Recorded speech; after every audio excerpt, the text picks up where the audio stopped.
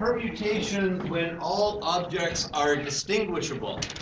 This implies that there must be permutations where all the objects are not distinguishable, or the fancy word for that being indistinguishable, which is the case, but that's the next section, right? So we'll be doing that on Monday. But for today, so it's permutations when all the objects are distinguishable. You can tell them apart.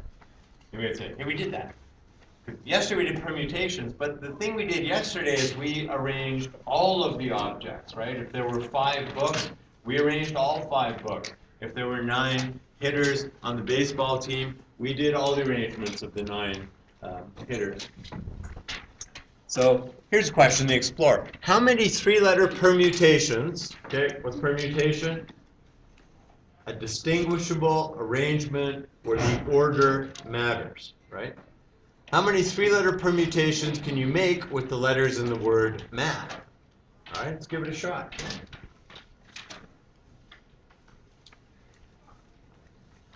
All right, so let's just say they start with M.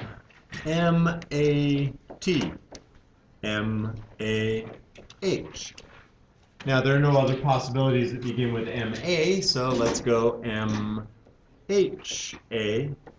M-H-T. Now there are no other possibilities that start with M-H, so let's go M-T-A and M-T-H. Now there are no other possibilities that start with M. So now let's go to starting with A. Well, but wait a sec, right? So how many of these guys are there? There's 6 of them, right? Okay. So I could start my arrangement. If I start with A, how many arrangements are there going to be? 6. If I start with T, how many arrangements are there going to be? And if I start with H, how many arrangements are there going to be? 6. So then we've got 6 plus 6 plus 6 plus 6. There's going to be 24 of them, right? So there will be how many of them? Well, you know, okay, we started this, so there will be 24.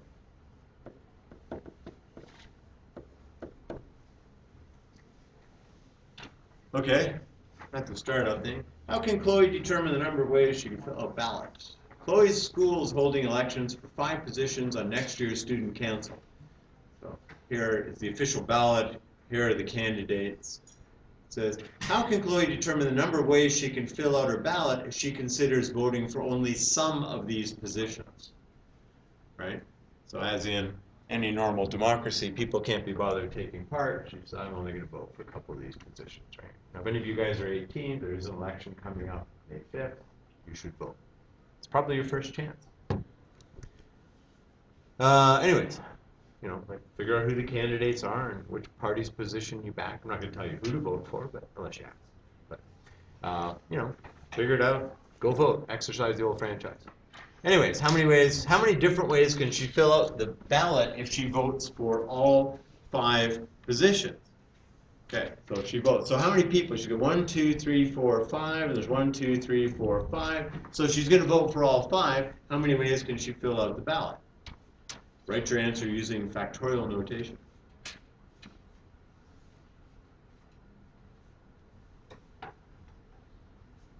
Be a long day. How many ways?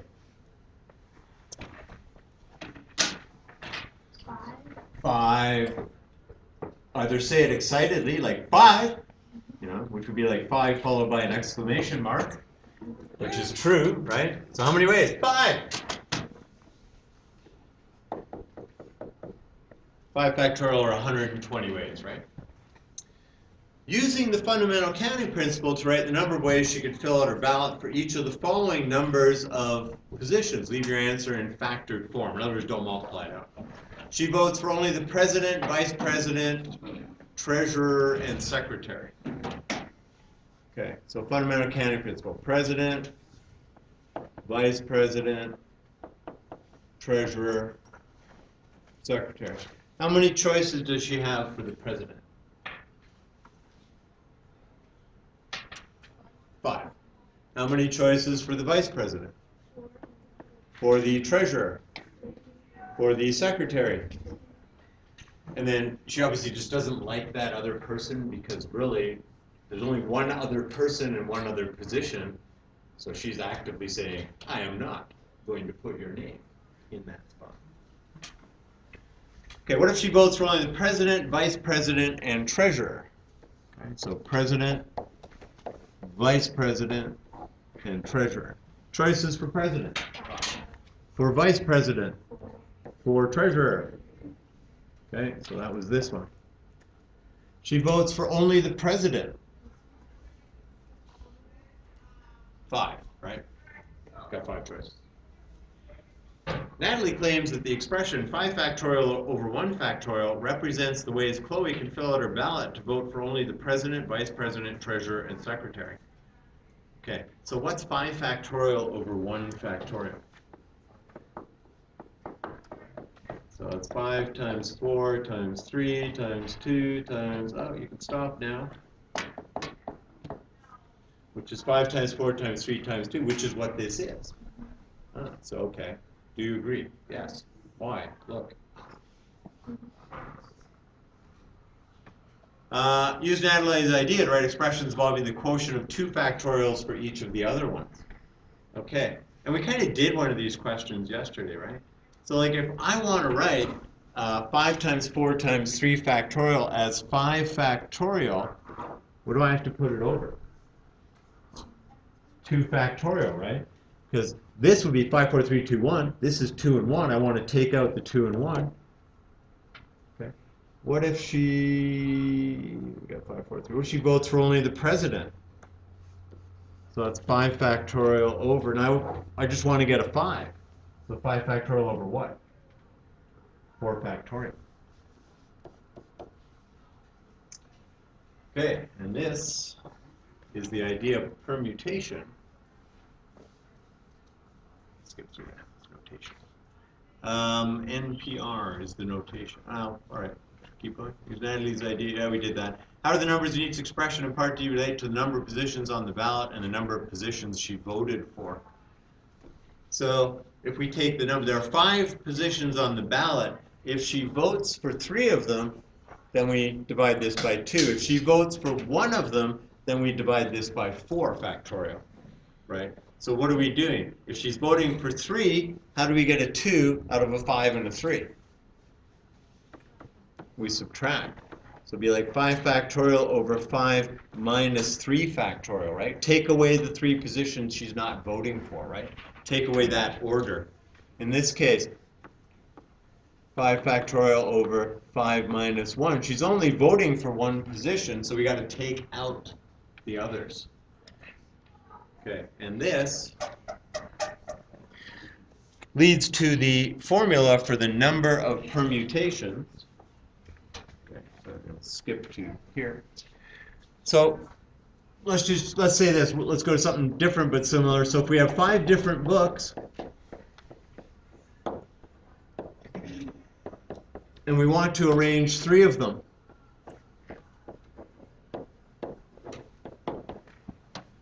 and fundamental counting principle says, well, you got 3 books, you got 5 choices for the first, and then 4, and then 3, and that's 60. That leads to this formula, NPR, where N is the number of objects, and R is the number of those objects that you're going to arrange. Okay, so N is the total number of objects, and R is the number of objects you're arranging. So this is, and this is equal to, and you're going to get this formula on the formula sheet, it's N factorial over N minus R factorial. And it's the number of arrangements. Okay, and when I say arrangements, then I'm implying distinguishable, right? It's the number of distinguishable arrangements of N objects taken R at a time.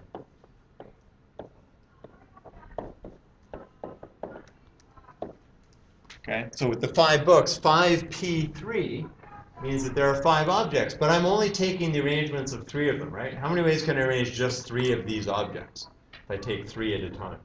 And that's where NPR comes from. So in this particular case, it would be 5P3. Now, this comes through on our calculators, which doesn't matter at all. But. Clear? Where's it clear? Clear. 60. Okay, math. Over to PRB, right, which for you should be like one left arrow. NPR, number 2. Oh, wait, we got to do something first. Okay, so just go second, quit. We got to tell it how many. So 5 is the number of objects. Then math, over to PRB, and number 2. 5P, 3. Now, depending on the calculator you have and its firmware version, you may see that, like that, little 5 and then a P and a 3. Or you might see...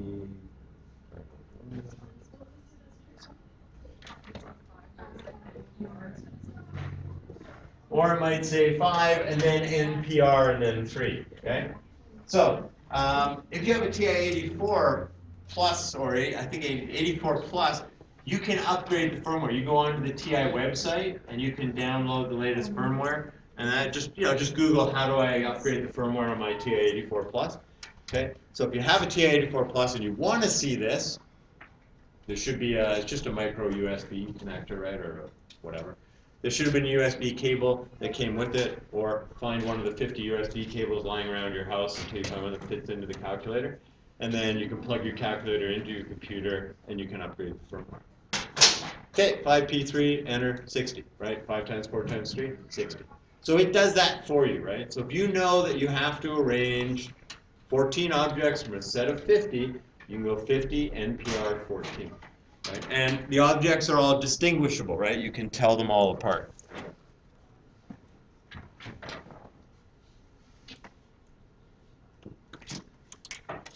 Okay, so I'm just going to kind of skip ahead a bit here.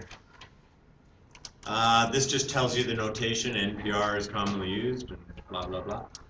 Solving a permutation where only some of the objects are used. That's basically what we did, right? We only used... So what's that? Matt has downloaded 10 new songs from Online Music Store. He wants to create a playlist of 6 of these songs arranged in any order. How many different 6 song playlists can be created from his new downloaded songs? 10 P6. Okay. The songs are all different, right? I mean, you wouldn't download the same song twice. So it's just 10 P6. I have 10 songs. I want the arrangements of 6. 10 math over to PRB. NPR, whoops, nice, wrong, delete, math, over to PRB, number 2, 10P6, 151,200, right? So if you imagine how many songs you have and how many different arrangements you could make, you just say, hey, I just want to listen to a certain subset of those. Subset, right? Get that subset. So the set of all songs. We got 10. That's the set of all songs. He's taking a subset of that. Okay. So subset. So 151,200, right? So somewhere here there should be 151,200. There it is. Decide to see if my answer is reasonable by listing all 151,200. Yeah. That's not. Choices for each song in the playlist. Then realized I could also use the fundamental counting principle. 10 times 9 times 8 times 7 times 6 times 5. So the thing is, you can use the fundamental counting principle here, or you can use permutation. And why I show you both of them is that an answer might come out in fundamental counting principle form. Right? You might say the number of different arrangements is, and they have like 10 times 9 times 8 times 7, or whatever. Or it might come out as the number. Or it might come out in what we call combinatorics form. It might come out as 10P6. Right? Because we do that. It's like, do I need to know that you can plug 10P6 into your calculator and get the right answer? No. Do I need to know that you know that it's 10P6? Yes. So when I test you, I might just ask you, what is it, right? It'd be like 10P6. There's notation for what we're going to learn in the future, so I could put 10C6. I could put 10 factorial. I could put 6 factorial, right? And so really, it's just, you don't have to work it out. You just have to realize, okay, which one of these is it? Right? So you're not always working out an answer. You're just working out, determine all 7 song playlists, 8 song playlists, and 9. So, well, what's going to happen if we do 10P7? Are we going to get more or less? More or fewer? What do you think? So if I arrange 7 songs instead of 6, will I have more arrangements or fewer arrangements? 10P7. 604,800. Okay. 10P8. I just realized I could do this by copying that and going over here. More or less? right? Because what do? We're going to approach 10 factorial, right? So just imagine, fundamental counting principle, if I'm doing 7 songs, there was 10, 9, 8, 7, 6, 5 times 4. If I do another song, then times 3. If I do another song, then times 2, and then times 1. So those values will go up. Defining 0 factorial. So here's the thing, we said factorial is arrangement of objects, right? So you got to have objects. What happens if you have no objects? So it says, use the formula for NPR to show that 0 factorial is equal to 1. Okay, NPR is n factorial over n minus r factorial. It's on your formula sheet. What if we do NPN? So let's arrange all the objects. Well, then it's n factorial over n minus n factorial, which is n factorial over 0 factorial. But we know if we arrange all the objects, it's just equal to n factorial. So that means if I'm going to divide by 0 factorial and still end up with n factorial, then 0 factorial has to be 1, right? This has to be a 1, right? Because this is equal to this. So that has to be 1. Okay, that's explained. You don't need to know that, but I mean if you use stuff. State the values for which each expression is defined, where n belongs to the integers. Not worry too much about that. Solving a permutation problem involving cases. Okay, so I have some other examples for cases. So we'll do a few of those.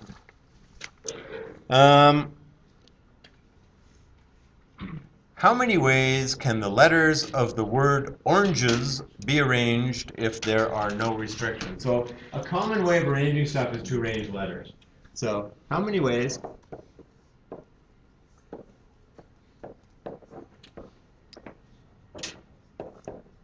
can the letters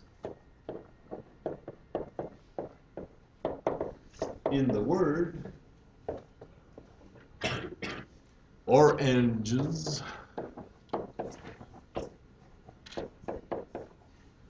be arranged? So let's say all the letters. How many ways can all the letters be arranged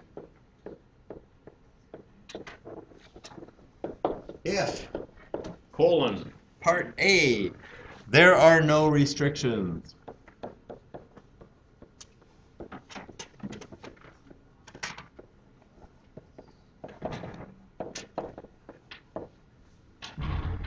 So,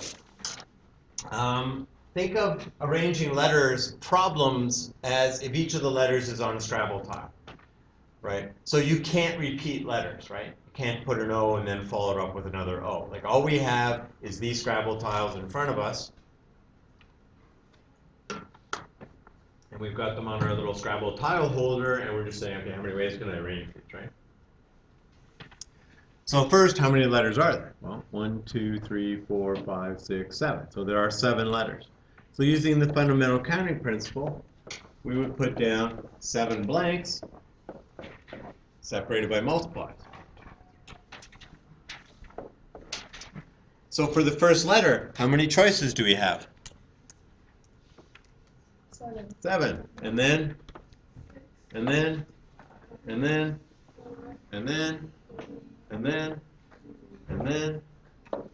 It's important we say the word and, right? And is multiply. So when you are doing counting problems or probability problems or set theory problems, you see and, you are multiplying things together, right?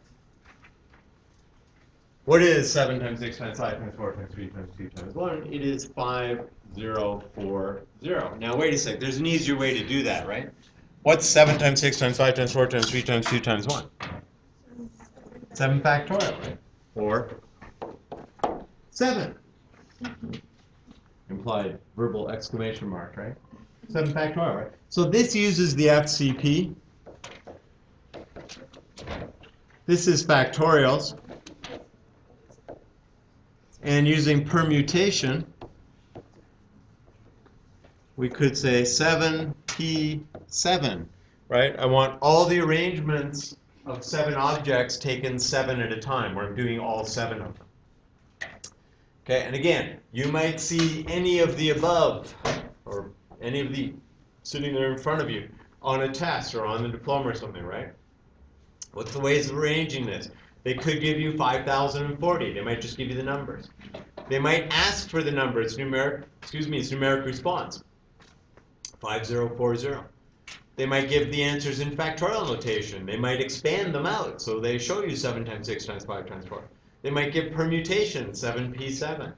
They might give permutation, right, little a, p, little b, and ask you to fill a and b into a numeric response box, right?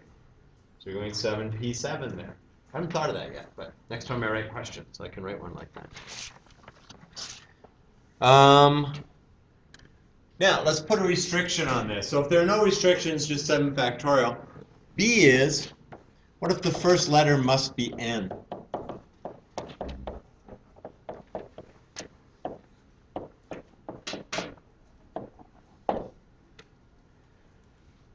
So again, we've got 3 different ways that we can do this, right? We just have to decide how we're going to come at this, or what form is the answer in. So again, there are 7 letters, 3, 4. So I can put down 7 blanks. So we could do the fundamental counting principle. When you do that, you need to worry about your restrictions first. So what's the restriction on this? First letter must be n. So how many choices do I have for my first letter? 1. How many choices for my second letter?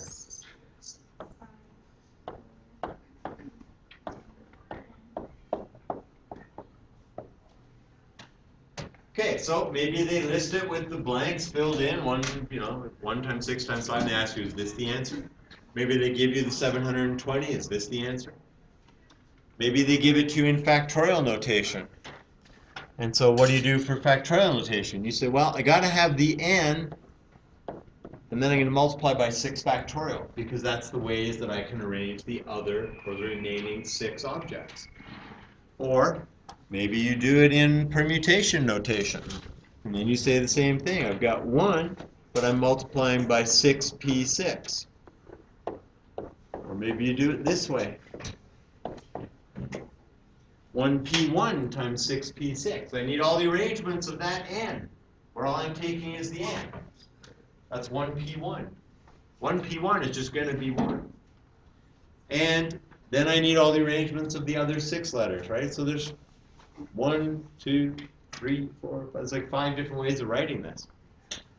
Okay? Just be aware of all of the different ways. And when you're reading the problem, look at the answers. Say, what form is this answer in? Like, how am I going to think about this when I go to think about this to answer the question?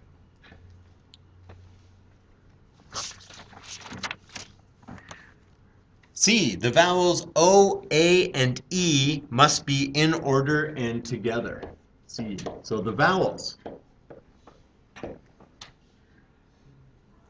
Just remember what we were doing was this, right? I'm just going to write this up top so that we can see what we had.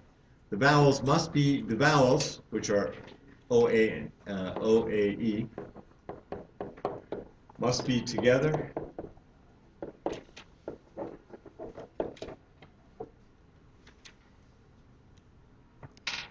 and in order.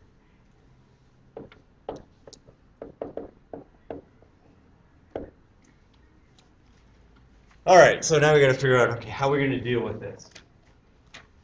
So if I put the vowels together, so imagine the vowels are on Scrabble tiles, right? But I'm going to glue these tiles together. And what order are they going to be in?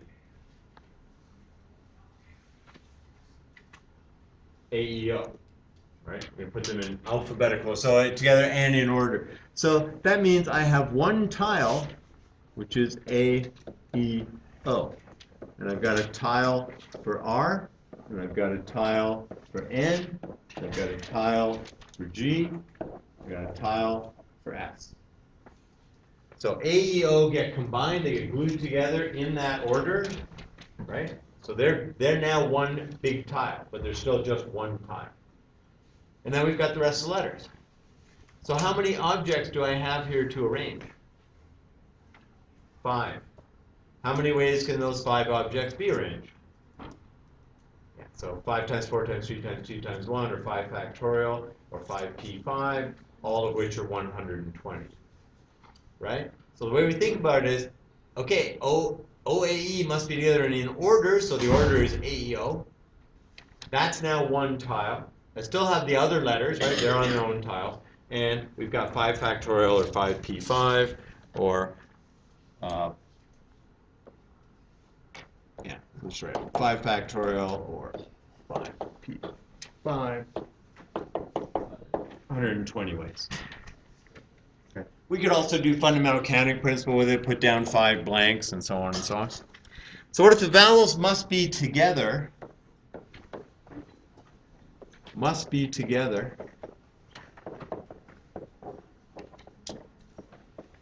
but can be in any order.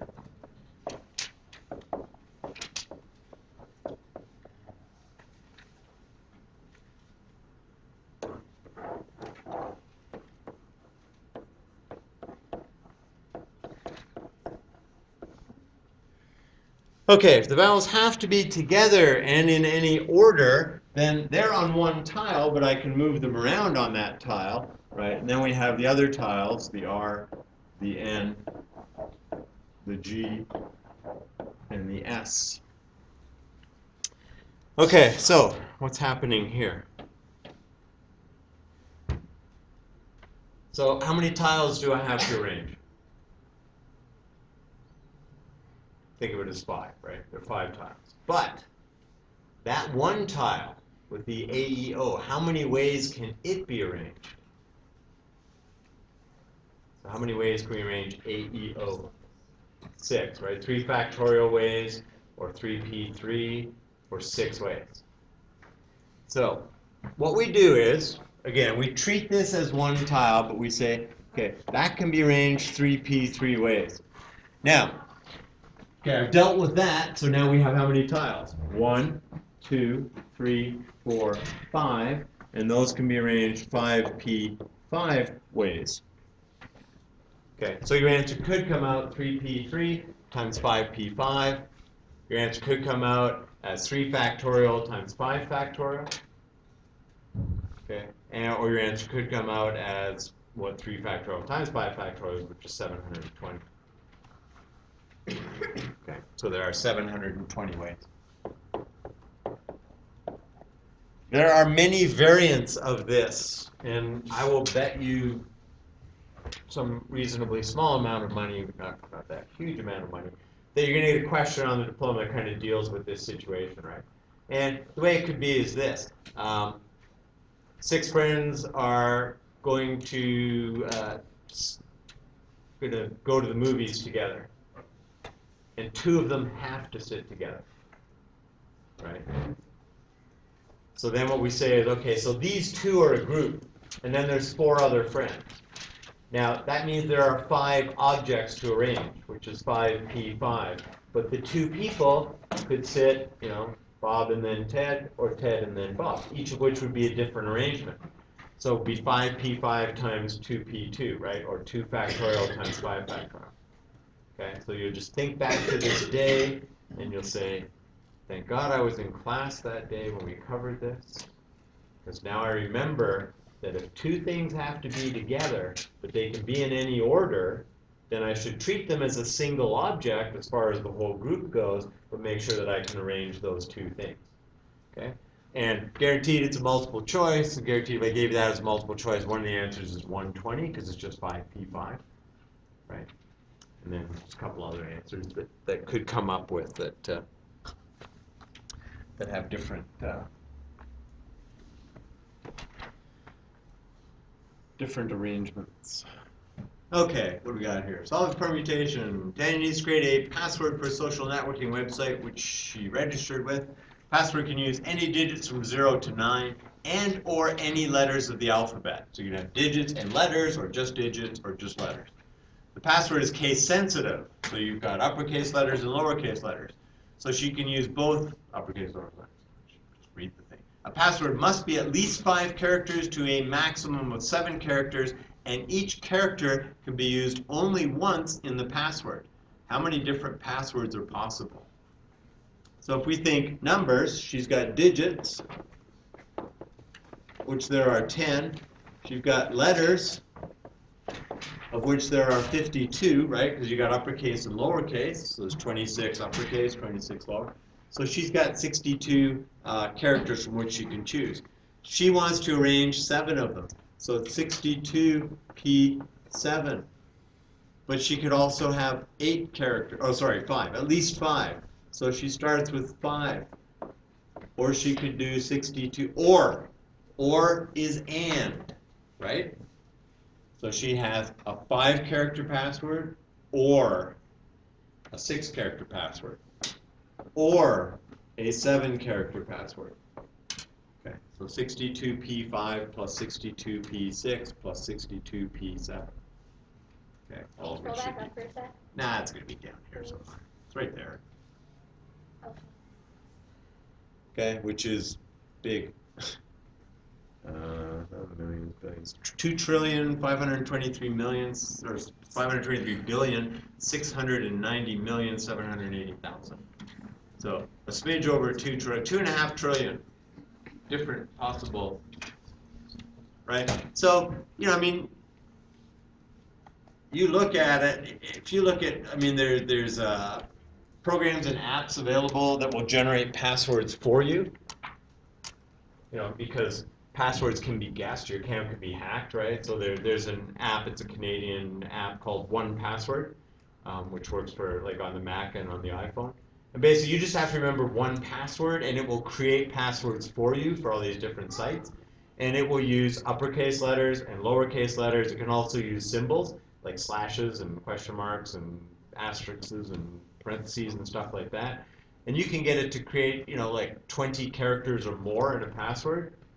So if you try and figure out, hey, what's, you know, like if I have uppercase letters and lowercase letters and the special symbols and all the digits and all of that, then, you know, I could have, this is 62, could have like 80 things to choose from, and then I want to make 20, you know, I can put 20 of them. And I can actually repeat, because it will actually allow repetitions.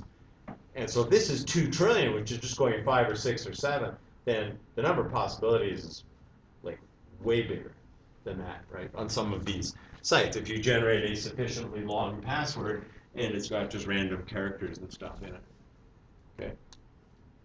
Solving a permutation problem with conditions. Okay, so we just did we've done some condition problems, right? Here's another one. At a used car lot, 7 different car models are to be parked close to the street for easy viewing. The 3 red cars must be parked so there's a red car at each end, and the 3rd red car is exactly in the middle. How many ways can the 7 cars be parked? Okay, so that's A. So we've got 7 cars. So let's put down 7 blanks. Okay, I've got to have a red here, and a red here, and a red in the middle. There's 7 different cars, right? There are 3 red cars. So let's do the reds first, right? You always do it with your restriction. How many red cars could go in this spot? There are 3 red cars available. How many red cars could go here? And there are 2, then there's 1.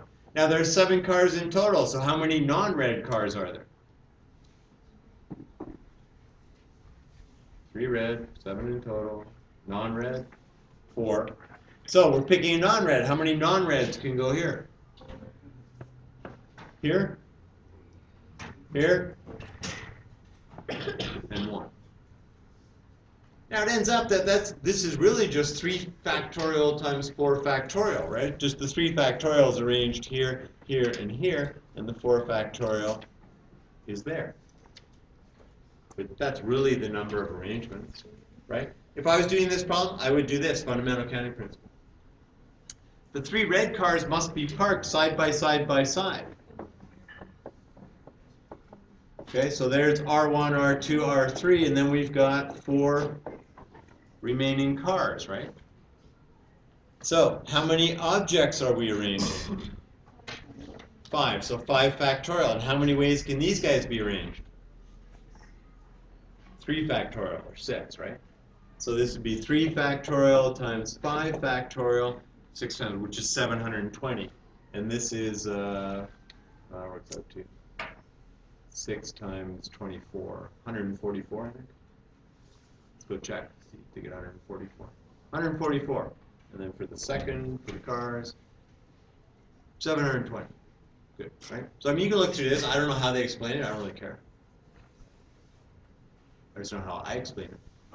Pairing arrangements created with and without repetitions. There's also a possibility, right? Social insurance number in Canada consists of 9-digit number. Uses the digits 0 to 9. If there are no restrictions on the digit selected for each position, how many SINs can be created?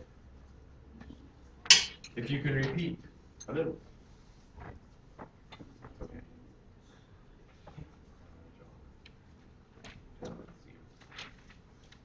For me? I don't know. Check the attendance on. It's on and off. It's off. Yeah, not gonna happen, but if I do, sure. Yes.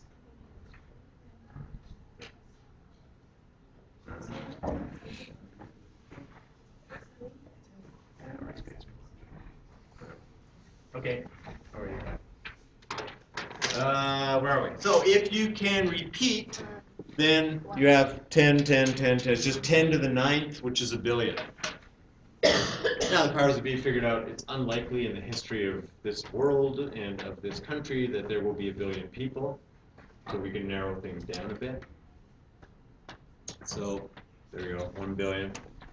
So if we choose not to repeat, then we're looking at 10p9. Right? Because you have 9 digits to choose, but you can't repeat them, right? Or fundamental counting principle, 10 times 9 times 8 times 7 times 6 times 5 times 4 times 3 times 2. Okay? Or what works out effectively to 10 factorial. I don't like the way they do that there. I mean, I would just rather punch it in your calculator, just go 10p9 and bang, there it is. So, how many more ways are there if it repeats than it doesn't? So it's a billion minus 3,628,880, which is 996,371,200. Okay. Now, I believe they do allow repetition, but there is restrictions on SINs, as in whatever province you're registering it in, it starts with a certain digit. So mine starts with a 4, which is Ontario, I think. And you guys probably start with, what, 6 or something? Anybody got a SIN? Starts with a 6? Yeah, I think Alberta is a 6. I just got one 2 days ago. It did start with a 6? Yep. It's because you got it here. So in reality, the Canadian government does not use 0 or 8 or 9 as the first digit when assigning SINs to citizens and permanent residents, and repetition of digits is allowed. How many 9-digit SINs do not start with 0 or 8 or 9? Okay, you know what? You use the fundamental counting principle, right? Like a lot of these guys, if I'm doing it for me, I'm just using fundamental counting. It's easier, right? I don't have to sit there and think too much. Just okay, 9 digits, 1, 2, 5. I just have to count. 9. I can't use 0, 8, or 9, so how many choices are there for the first digit? And then I can repeat. So it's 7 times 10 to the 8, or 700 million. SINs starting with the digit 9 are issued to temporary residents. How many SINs are there in total? So then you just throw in another, you put a 1 in front there, and you throw in another 100 million. More than we will ever use. Okay, before we do the key ideas, let's just make sure that I've done all of the ideas that I want to get across.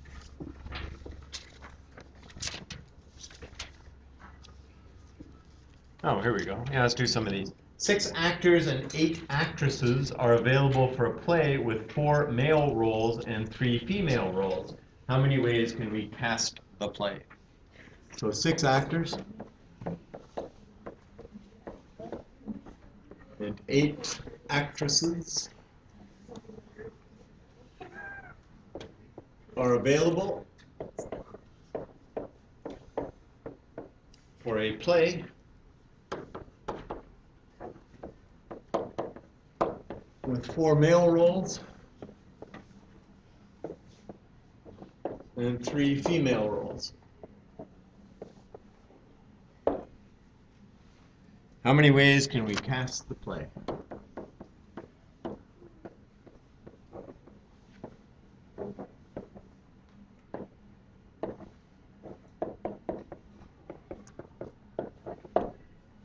Okay, I would not do this one with fundamental counting.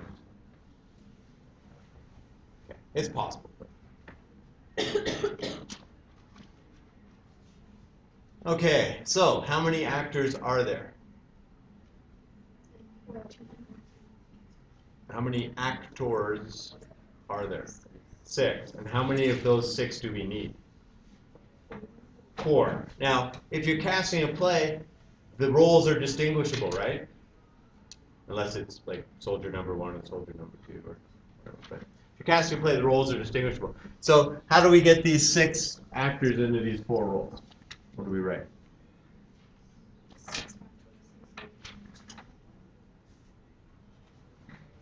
That's right. But no, what do we write? We write 6p4, right? 6p4. 6p4 times, right? Because for every way we cast the males, and then we are casting the females. There's not an or. We're not going to add, right? We're not adding the number of females. We're multiplying. Okay, and how do we do the female? 8p3. So it's 6p4 times 8p3, which is equal to, not that I really care, 120960. Other than the fact that it's a really large number, but I don't care about the number because that's just a calculator exercise at this point, right? Like if you're putting it in, you're just going 6p4 times 8p3. I'm going to assume you can all get the same answer. It's a wrong assumption, but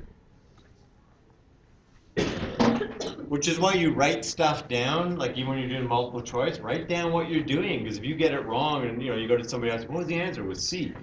How'd you do it? Well, this is how I did it. Well, that's what I had. Well, you want to know that you had the thing that led to the right answer, and then you did something wrong, and you got to figure, well, how the heck did I get this answer then, right? Okay, something happened. Let's say a student activity council sold 200 raffle tickets. How many ways can we draw the first, second, and third prize?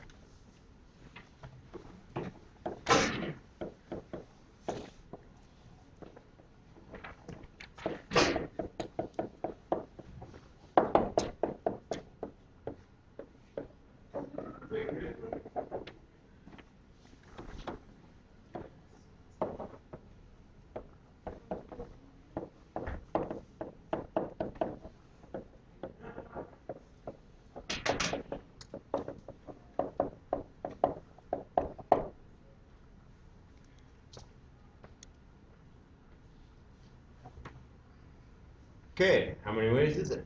Now, don't give me the number, give me the expression that would lead to the number. So what's the expression?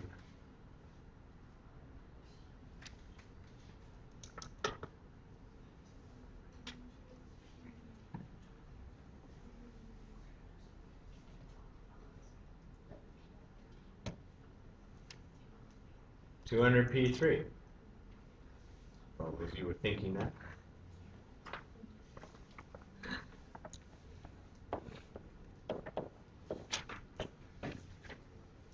Okay, which is B, right? Who cares? It's a number. Now, what if they drew a ticket and then put it back so that you could actually win all 3 prizes? How many ways would there be? How would you figure it out?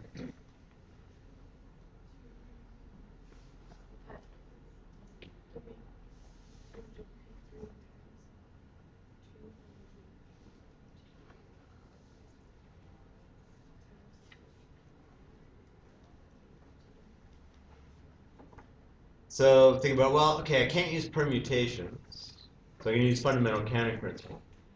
So how many prizes are there? 3. So actually what this is this, right? It's 200 times 199 times 198. If you can repeat, then what would it be? Yeah. Okay. With repetition, without repetition. Right. So you got to look for those words, when you're doing the problems. If they talk about creating license plates or phone numbers, can I repeat the digits or not? Or a combination or a password. Am I allowed to repeat the digits or am I not allowed to repeat the digits? Who's heard of 649? The lotto, yeah. Does the order that you pick the numbers in matter? Like, does it matter you picked 1, 2, 3, 4, 5, 6, or do you pick 6, 5, 4, 3, 2, 1? No, right? They're just drawing the balls. They come out in any order, and then we arrange them in numerical order, right? It's a segue for combinations, which will be next week, right? Where the order doesn't matter. What if the order mattered in 649? So what if, you had to say, my first number, I choose this. My second number, I choose this. My third number, I choose it, and so on. Then how many different arrangements would there be? So how many numbers do we have to choose from? 649. How many numbers do we have to choose from? Wow, it's going to be a long day. 649. You are choosing so many numbers from a set of so many numbers. 6 numbers from a set of 49. Yes, they named it very imaginatively, right? It's 649. You choose 6 out of 49. So get your calculator out. Do this. What's 49p6?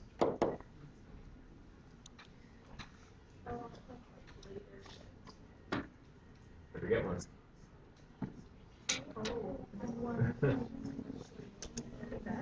What is it? 1.006 times 10 to the 10th. So that's a little bit over 10 billion. Billion with a B. There are not that many people on this earth presently, right?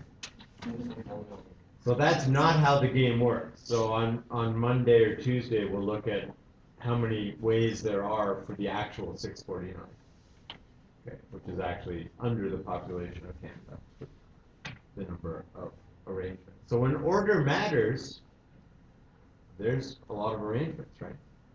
When order doesn't matter, that comes next week, then there are fewer arrangements. Okay, and we'll look at that. That's called a combination, which goes totally against your combination lock, because the combination matters on your combination lock, right? You can't just, I can throw these numbers in any order. It doesn't matter, right? No, it's like specific order. So your combination is really a permutation. Okay, enough said.